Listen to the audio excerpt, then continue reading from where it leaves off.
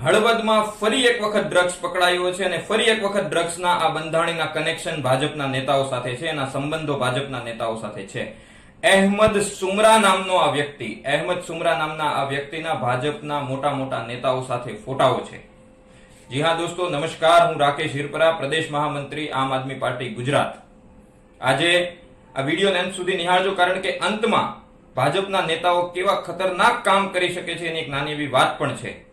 આ મુદ્દે જ્યારે ડ્રગ્સના મુદ્દે જ્યારે વિધાનસભામાં ભાજપને ઘેરવામાં આવી ત્યારે ગૃહમંત્રી અને ભાજપના મોટા મોટા નેતાઓએ એવા નિવેદનો આપ્યા કે અમે તો મંત્રીઓ છીએ, અમે બહુ મોટા મોટા નેતાઓ છીએ, અમારી સાથે તો કોઈ પણ ફોટા પડાવી જાય, અમે તો આટલું મોટું કામ કરીએ વગેરે વગેરે. મારે માત્ર એટલું જ કહેવું છે, એક સામાન્ય માણસ, એક ગરીબ માણસ પોતાની મહેનત મજૂરીના પૈસામાંથી એક મોબાઈલ ખરીદે અને મોબાઈલની ચોરી થઈ જાય તો પોલીસ સ્ટેશનમાં પોલીસ ફરિયાદ નથી લેતી, એને પોલીસ સ્ટેશનમાં પોલીસ નથી મળતી. તો આ ડ્રગ્સ અને દારૂના માફિયાઓના કનેક્શન, એની સીધી ઓળખાણ ગૃહમંત્રી સાથે આટલી સરળતાથી થઈ જાય છે. શરમ આવી જોઈએ. એના પ્રથમ વખતનો કિસ્સો નથી.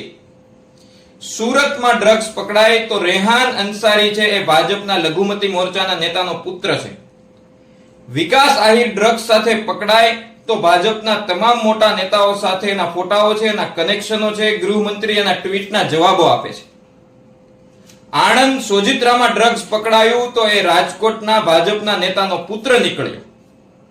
કેમ આ બધાના કનેક્શનો સીધા ને સીધા ભાજપ અને ભાજપના નેતાઓ સાથે સંકળાયેલા હોય છે. અને હવે અગત્યની અને ખૂબ ગંભીર વાત ધ્યાનથી સાંભળજો.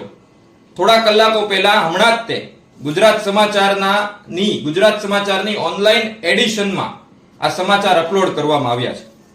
થોડાક દિવસો પહેલા, થોડાક સમય પહેલા ભરૂચના રહાડપોર ખાતેથી એક સ્કૂલ વાન ચાલક પાસેથી, એની સ્કૂલની વાનમાંથી ડ્રગ્સ પકડાયું હતું અને પોલીસે એની ધરપકડ કરી હતી.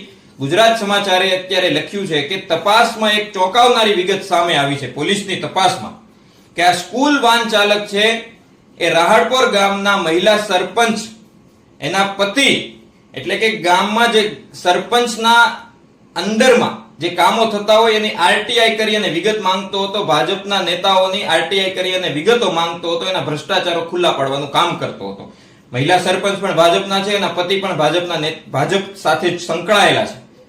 એટલે વિચારો કેટલું ખતરનાક કામ કર્યું. આ પોલીસ તપાસમાં સામે આવેલી બાબત છે કે ભાજપના લઘુમતી મોરચાના મહામંત્રી ગુલામ ફરીદ અબ્દુલ્લા અને મહિલા સરપંચના પતિએ મળી અને આની સ્કૂલ વાન ચાલક, જે આરટીઆઈ એક્ટિવિસ્ટ હતો, જે ભ્રષ્ટાચારો ખુલ્લા પાડતો હતો, એની ગાડીમાં ડ્રગ્સ મુકાવ્યું. અને એ ડ્રગ્સ મૂકવા માટે ગુલામ ફરીદ અબ્દુલ્લાએ ડ્રગ્સ મૂકવા માટે એક ડ્રગ્સ પેડલરનો કોન્ટેક્ટ કર્યો. એનું નામ અહેમદ ઉર્ફે શાહરૂખ શૌકત ખાન પઠાણ. એને આ કામ આપ્યું કે તારે ડ્રગ્સ મૂકવાનું છે ફલાણા વ્યક્તિની ગાડીમાં. પોલીસે પકડ્યો, ધરપકડ થઈ. આજે તપાસમાં આ વસ્તુ સામે આવી.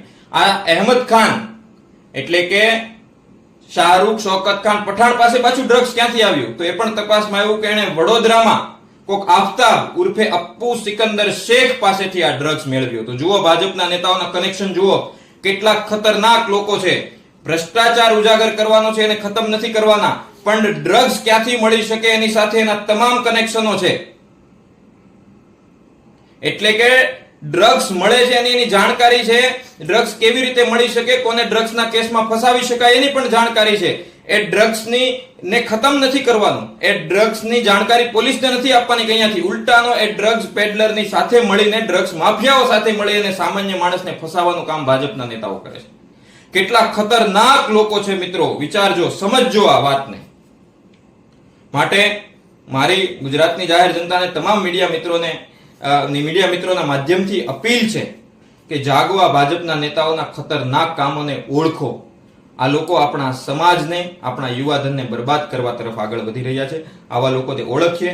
જો આ ડ્રગ્સ નામના દૂષણને આપણે ખતમ નહીં કરીએ તો આ ડ્રગ્સ નામનું દૂષણ આપણને ખતમ કરી નાખશે.